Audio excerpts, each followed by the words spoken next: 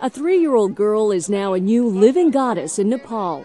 At a recent religious ceremony, the new Kumari, or living goddess, was carried from her parents' home to an ancient palatial temple in the heart of the Nepalese capital, Kathmandu, where she'll live until she reaches puberty and loses her divine status.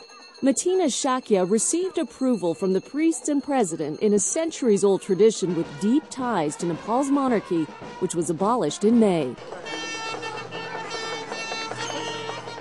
A panel of judges conducted a series of ancient ceremonies to select the goddess from several girls who were all members of the impoverished Shakya goldsmith caste.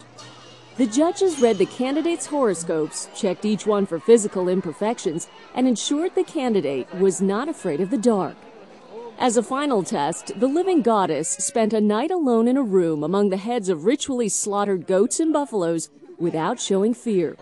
The child will live in almost complete isolation at the temple and can return to her family only at the onset of menstruation when a new goddess will be named.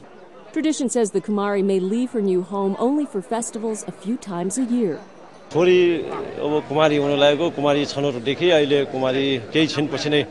our daughter selected as the Kumari is a happy moment for us, and also a proud moment, as she is revered as the powerful goddess in our society. But at the same time, I feel sad that our daughter will have to live separately from us. Matina replaces 12-year-old Preeti Shakya, who has now returned to her family home. The living goddesses are traditionally paraded during an annual festival, giving thanks for the monsoon rains, when dozens of chanting worshippers pull her enormous wooden chariot through the narrow streets of Kathmandu's old city. Nepal is a deeply religious country with a blend of Hindu and Buddhist traditions.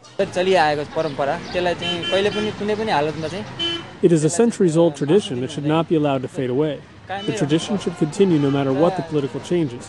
It is our culture and religion, and it should continue.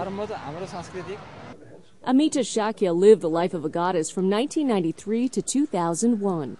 Unlike her predecessors who had no access to schooling in the palace, Amita Shakya was tutored by teachers and kept on the same academic track as any other girl her age.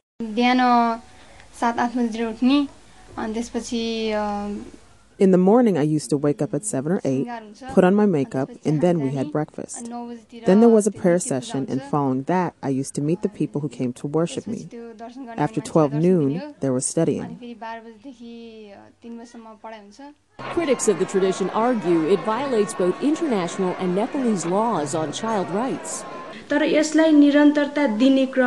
the name of continuing the tradition, we should not be allowed to violate the rights of a child. However, in this culture, her rights are being violated. When she is growing up mentally and physically, she is kept separated from her family. She does not get a chance to be in regular touch with them. We need to think what impact it will have on this child's future. Another important thing is depriving her of proper education.